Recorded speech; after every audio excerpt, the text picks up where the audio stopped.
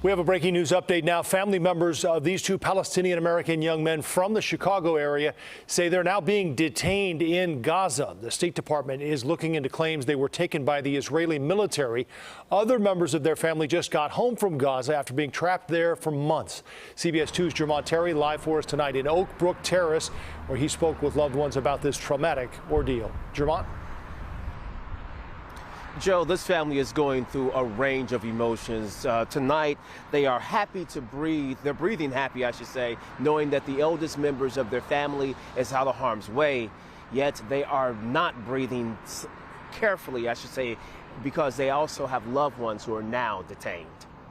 At age 84 and 87, the grandparents of Yasmin Ilaga are finally safe. There hasn't been a moment that I've left their side. Since the fighting in Gaza started, there's been a constant push to get them here in Oak Brook Terrace. We're sad that they had to leave their homeland. Yet days after finally leaving Palestine, news came of the detainment of more family members. I've lost over 120 members of my family, and at this point we have around 27 who are held hostage. Among them, Barak and Hashim Ilaga, both from suburban Lombard. I'm doing every single thing that I can to get them out. The 18 and 20-year-old American brothers were in Gaza visiting family. In the past 24 hours, Yasmin says they were detained when the Israeli military gathered the brothers and others for reasons unknown. An early morning call awoke Yasmin. It was from Hashim and Burak's mother. She was hysterically crying. Her voice was so shaky. She told me they took Hashim, they took Burak. And was told the Israeli military left with all the men in the house, including the Lombard natives. They didn't state any reason for why they took the men.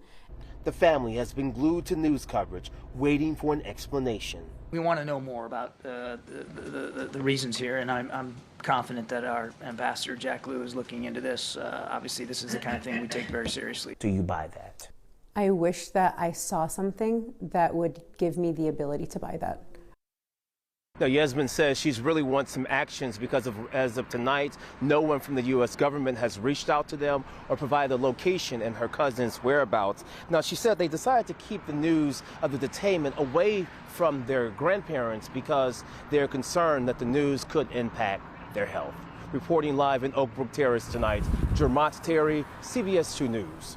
Jermont, thank you.